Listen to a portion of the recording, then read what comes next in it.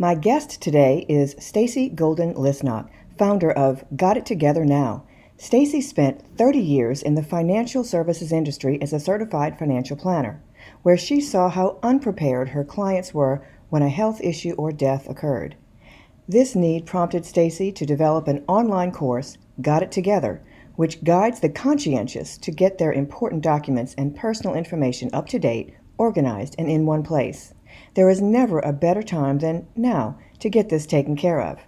Now, I know our audience is wondering how this applies to them, since this show is primarily about preparing for college. But I promise we'll get to that. I have personally been on both sides of this issue. When I was a college student, my mom passed away. My dad passed just a few years ago, and when my own kids were in college, I saw what happens when you don't have your legal and health and financial ducks in a row when it comes to your adult children. So stay with us. I'm certain you'll learn a lot in today's segment. You just might want to take notes. Welcome, Stacy. Thank you, Denise. So happy to be here with you. I'm so glad you could join us because this is such a really important topic. You had a long career as a financial advisor. So was there a particular reason why it is that you're now focused on getting people organized instead of financial planning? In 2018, I did get this very bad case of the shingles. And for most people, they're like, oh yeah, I had shingles. It was no big deal. But for me, I waited way too long. It was all about the timing. And so I ended up with this horrific case and they didn't even know what I had. They put me in isolation. Anyway, it went on for at least a good 6 months and I was out of commission. And at some point during that time, I actually asked my husband, am I going to die? Because I just didn't feel like I was going to get better. He's like, no, you're not going to die. And I'm like, you're lying to me. It's like, I was sure this was the end. And then in that moment, I'm like, and if this is the end, I don't have my stuff together, which is pretty bad. So I thought, you know what, if I get better, I am going to get my stuff together and I'm going to help other people to do it too. Because in my career as a financial advisor, I would always tell people, look, you don't have a will, you don't have a trust, this is going to cause a huge problem if you should pass away. And some of my clients are in their 70s and 80s and they're still not concerned about that. You'd think they'd have enough friends and family that have gone through it before them, but apparently not. So I thought, well, what can I do to do a broader brush and get the people that actually are interested in doing this to come along with me and get this stuff done? That makes sense. It really does.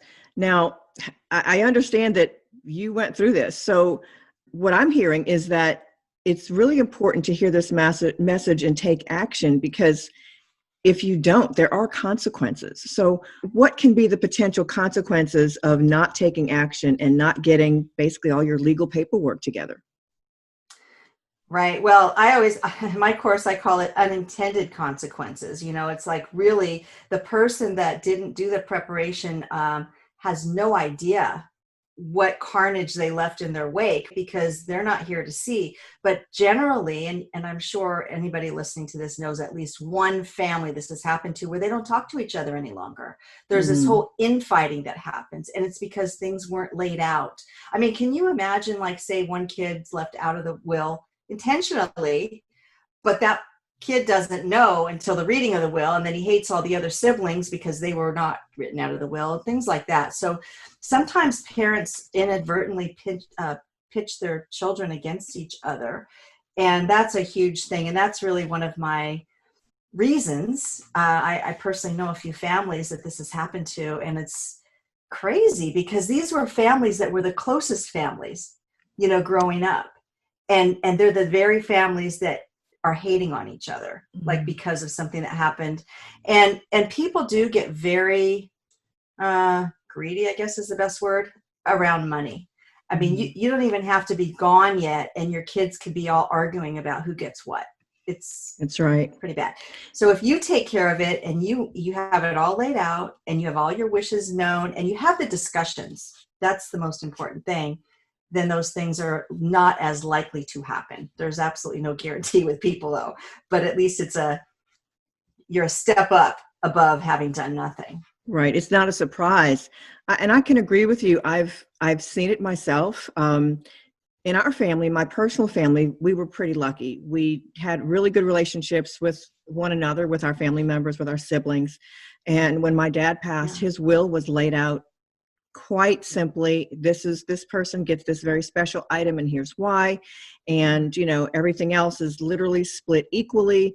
And even when it comes to, because you may not think that you have anything to give. It's like, okay, well, we really don't have a lot of money.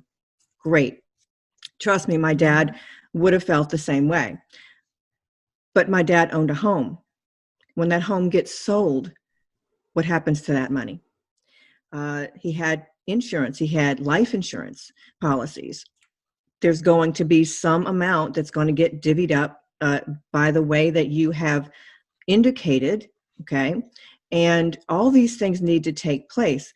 But it's more than just what happens when you die, because that's the biggest problem I find, is that we all feel like this is way off. This is far away. It's 20, 30, 40 years away from here. But what I've found in my line of work, where I'm talking with parents that have young adult children, they also have the same needs. And it's not just the parents, but the children as well.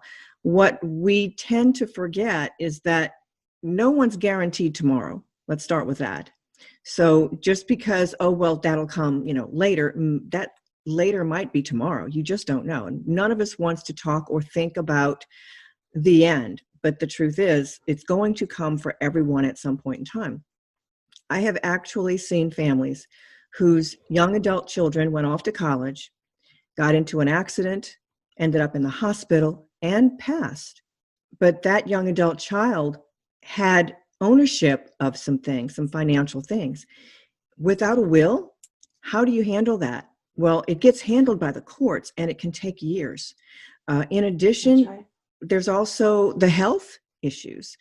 If you have a young adult child, someone 18 and older, you as the parent don't legally have any rights to their information. If they're in the hospital and dealing with an illness of some kind or an accident, as their parent, without a power of attorney, without a medical power of attorney, you don't have any right to talk to the doctors to find out anything about your child's condition. And these are the types of things that what you're doing to try to get this paperwork together now before it's needed and before you end up with, well, basically a lot of heartache. That's right. Yeah. So there are statistics on that as far as like the 18 to 24-year-old, like how many of those actually pass away every year. And they're generally due to accident for the most part. How many are non-fatal situations? It's something like 250,000 a year.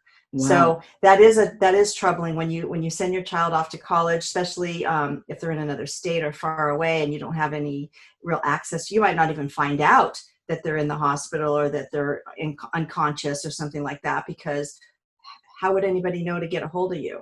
So one of the things that I've recommended is that people do this healthcare directive, advanced directive, and that gives not only your wishes, your final wishes, and how you want, if you want to be resuscitated or what you want, but it also lets you name an agent, and so that somebody can speak on your behalf. Because if you're not able to speak on your behalf, then what happens is the doctors, because they don't want to be sued, they will do all kinds of these heroic measures to keep you alive. And if somebody was there to actually make a decision, might not have chosen that path because of the outcome opportunities being so slim in some cases, that they would have said something different. The fact that as a parent, and I have grown children too, they're past all this, but I didn't have any of this in place, and thank God I didn't need it. And I think for the most part, it just is never brought to your attention. I never had anybody bring it to my attention, say, you really should have, now that you have 18-year-olds, you should have these documents in place. They should have them in place. They can choose not to do it. They could choose not to choose you, which would be hurtful, I would think, to any parent. But it even goes beyond the medical stuff. When they're at school, you can't find out any of their grades or any of that. They're just adults, and you don't have access to anything unless they give permission.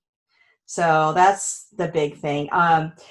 The other thing is when your child's out of state, there may be forms that are different in another state than in your state where you live.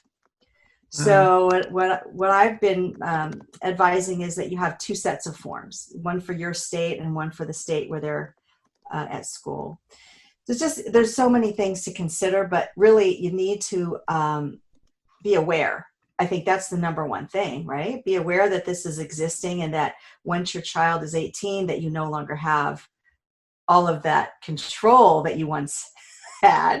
And when it came to I can't remember, I was calling the doctor about something, one of my kids, and they were 18, still in high school, right?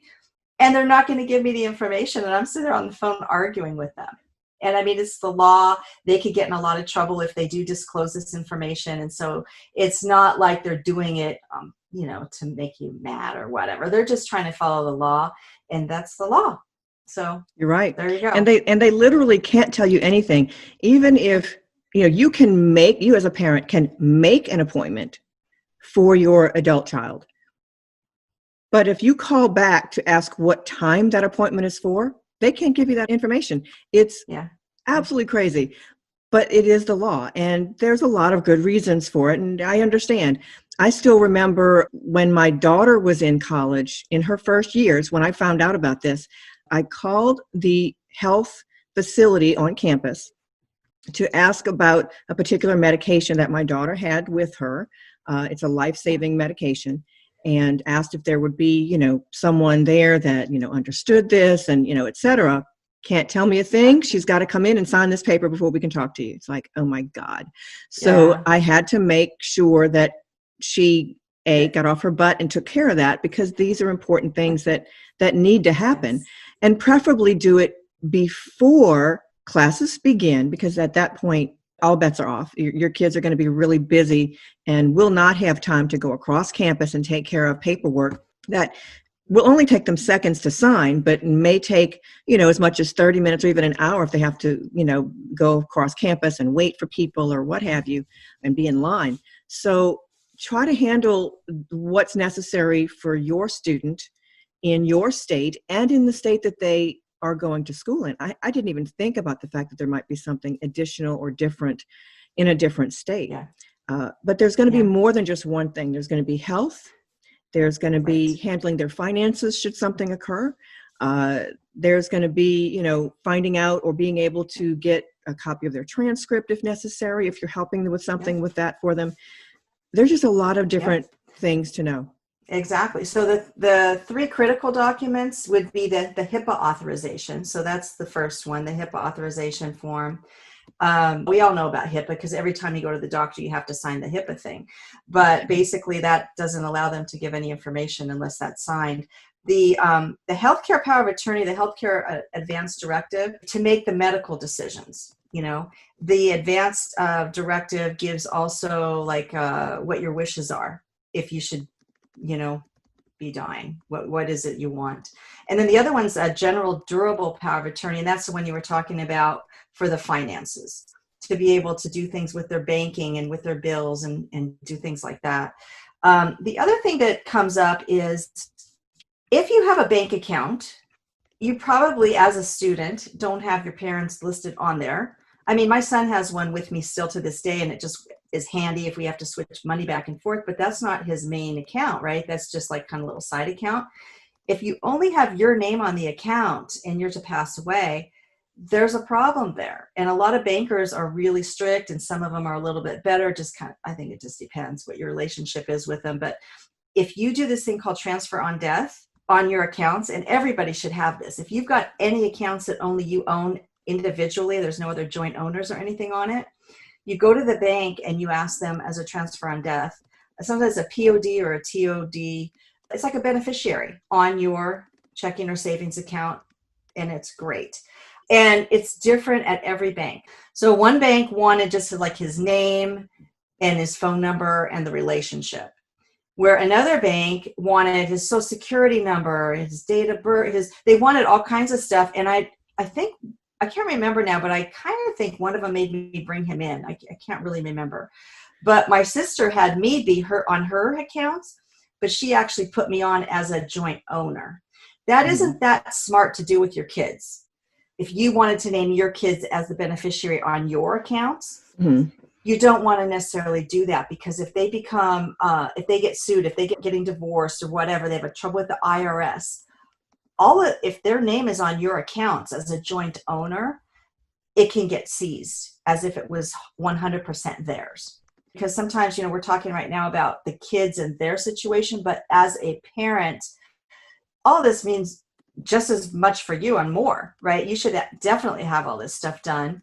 The other thing to mention, anytime you do these kinds of things, you always want to be reviewing them at least annually. And the reason why is a lot of times the rules change. New laws come in effect. That one you were talking about where, like, to get a hold of their transcripts and their records and things like that, that one's called the Family Educational Rights and Privacy Act. So, unless you have a kid in college and you've kind of read about it somewhere, the general public would never know that even exists. But there's always laws and things coming around. Right. And I'm glad you mentioned about the differences in being a beneficiary or a joint owner on bank accounts. We certainly have done that. But the reason we did it is because we had the same thing with my dad's account.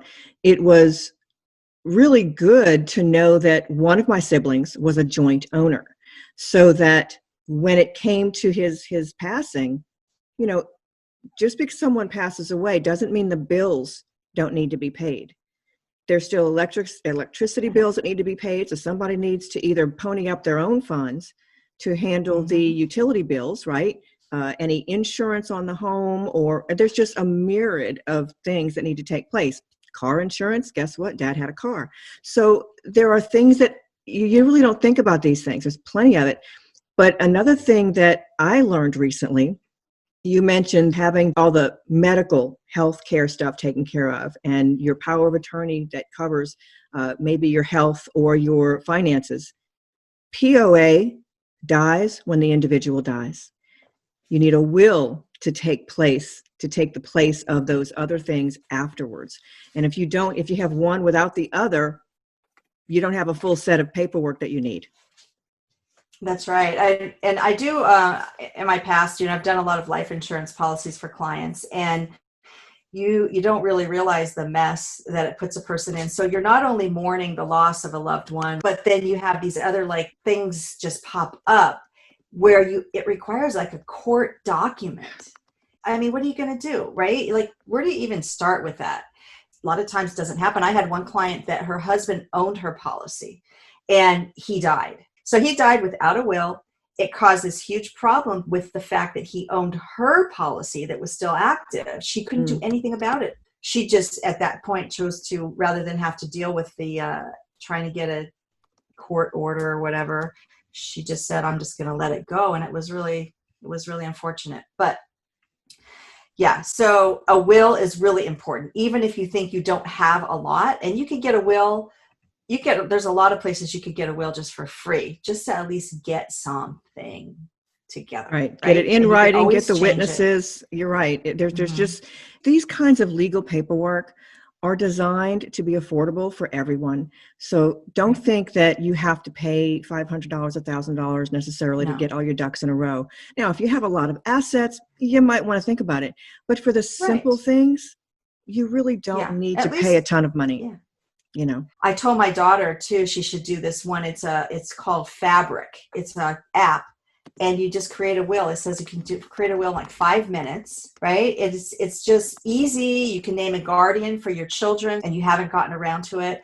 That's the thing that kind of freaks me out the most about that, is that, people that have young children, if they don't make arrangements, then it becomes this huge fight. Either everybody's fighting to have those kids, right? And sometimes people that you don't want to be raising your children. And sometimes nobody will step up for your children. And then what's left is a system, right? Because nobody will take them. Or if you have a larger family, more than maybe 2 kids, sometimes they end up getting split up because one family could only take the girls or the boys or these ages or whatever. why should your kids have to go through something that dramatic when they've already lost their parents? Assuming that, that would be always Exactly. the case would come to pass, right? And anything can happen. It's like insurance. It's like having insurance. You plan for the worst and you hope for the best. That's right. And the thing is about the death thing is that everybody is going to die one day. One of my good friends passed away. She was a few days before she turned 55. She had lung cancer, terminal cancer, and I ended up closing out her estate. And she was actually pretty organized. But she didn't have much in place. She was just good at keeping files, and so I could find everything, but she really didn't have anything in place. So it's the only one that I've actually had to do myself, but I've heard so many stories where things go on years because they can't find documents or things. They don't even know, like if you have a safety deposit box, sometimes maybe they could find the key, maybe not, but even if they find the key, what bank is it for? There's just so much left to the unknown that you'll never know. That's right. And, I was pretty lucky when my dad passed. I was the executor. And he did have all his ducks in a row. So I want people to understand it, even with having everything in place. And I do mean everything. Yeah. These things still take time. Sure. By the time it was all said and done, Dad had been gone probably 5 months by the time it was completely settled via the courts. Because even with a will, even with all of this other paperwork taken care of, it still has to go through a legal process to verify it and to make sure that everybody's got their ducks in a row and they transfer everything into the proper names, the new names. Even with all of that, it's going to be done the next day kind of thing. Now, you mentioned the bank accounts. Having that was very great. A lot of his accounts had a beneficiary. All we had to do was bring in his death certificate. Right. And it was handled. Right. So within a week to 2 weeks after a passing, you'll get that death certificate from the funeral home. So you can get some things taken care of quicker than others, but this is not an overnight process, even when you have it all together. So imagine how much more difficult and painful it is. Absolutely. Yeah. Now that, the whole thing about the living trust too. So when you do a will, that's a more public. Anybody can find out anything. It's very right, very public. When you have a living trust, that's a private thing versus the probate, which is a public affair. So there's pluses and minuses to both. You really just need to talk with an attorney, somebody that, has that knowledge that can let you know what you should do. Just saying, there's lots to handle, but you do need to make sure that you do take it seriously because it could be a big mess. Yeah, right? Start with the basics, right? Start with the things that are necessary. Your health and your property. You want to protect your health and your property. Absolutely. And you want to protect your children. So, whether you have young children or adult children, those are the 3 most important things that are going to have some type of an effect, either when you're in the hospital or when you pass. And for example, my mom passed when she was 42 years old. Talk about not knowing when you're going to go. Okay. I was able to get copies of her health records all the way from, and I was an adult at the time, all the way for all 4 of her pregnancies. So I knew going into my own pregnancies what the medical history was of my mom and her pregnancies. That was invaluable information for me to have. But without having all the ducks in a row, you're not going to have a clue if something should happen to your mom that early in life, right, before you even have a chance to start your family. So just knowing some of these things, knowing the health history of your family, yes, get all the legal paperwork done. Please get that done. But also have some conversations with your family, with your parents, with your grandparents. Talk about the health history of your family, because there will be some things you'll find out that you're like, I had no idea. This is information that's important for your doctors to know, but don't put it off. It doesn't take a lot of time. You can get it done within a week. Yeah, I just say bite-sized pieces. It's like it doesn't have to be an overwhelming project, and it's almost like taxes, right? For some people, the idea of getting their taxes done, they just automatically do an extension. It's like, if you just automatically just did it, you wouldn't have to have it on your back till October, True. right? It's like sometimes we do these things and we don't really realize what we're doing to ourselves, because it is baggage you're carrying around with you. When you do this kind of planning, it does need to be reviewed on occasion, because things do change. Now, when you talk about, a little while ago, we said the unintended consequences of what could happen. I have personally witnessed a couple things. I had a client whose ex-spouse was still the beneficiary of the life insurance. And guess what? An ex-spouse isn't going to just give up the money to the new spouse. It doesn't happen. They're just Not like, too bad, so usually. sad. I've had one where client she has dementia or Alzheimer's, I'm not sure which, but I was over looking at something through her papers. We were looking for something, and I found, by accident, but I believe that's why I was there that day, a valid long-term care policy that she had been paying for. Was worth $147,000 worth of benefit, and her grandson had been taking care of her for 5 years with no help at all. And had I not just found that one piece of paper, she would die, not ever having taken advantage of this policy that she'd been paying on for years. So that can happen too, where you do have benefits, but nobody knows about them. And so when it comes time to use them, your mind isn't there to know, or you're too sick to remember, or whatever. So that's why this work is really very valuable to everybody involved. There's just lots of stories like that. Well, Stacy, you have a free gift for our viewers and listeners. Tell us about that. I found something very, very beneficial to everybody, and that is a digital healthcare directive. It's an advanced directive. But it's digital. So it is free, and it can be stored in the cloud for free. And the company is actually funded by medical organizations and doctor groups and things like that. So it's called My Directives. It doesn't take a long time to do it. It does ask you some kind of very introspective questions that you might be surprised about, to learn a little bit about yourself, right? Because we don't really think about this. Like, what do I really want? No one's ever really asked me that, right? So you want to do it when you have the time. You don't want to give yourself 5 minutes, but you want to think these things through, and then that will set everybody else up great if something did happen to you. So text the word student to this number. So you have to write this down, but it's 714-709-2027. So 714-709-2027. Just text the word student, and then you will get a text back with the registration link to take you to the My Directives page. And then you can and it'll let you save it when you're in the middle of it and come back to it later and all that. But it lets you pick a agent. Now, this is the other thing. You have to be so careful who you pick as your agent. You want to make sure that they understand kind of that they'll follow what your wishes are. Sometimes your spouse is not the best agent, believe it or not, right? Because they're a little too close. Like, they don't want to let you go. You might be sort of like, there's no chance, no brain activity, no this, no that. And they're like, no, don't unplug. Don't. Yeah, that's the very first thing that I would suggest that everybody do. Get that healthcare directive. Now, when you pick your agent, they have to accept. So you don't do this in a bubble where you say, hey, I'm picking them, and they're not going to know about it. You don't want to surprise that. That would not be a good surprise, So they do get an email that says, you've been chosen. Do you accept? And then they'll get a copy of it. But then you have to do the final thing. You have to get it either notarized or witnessed, depending on your state.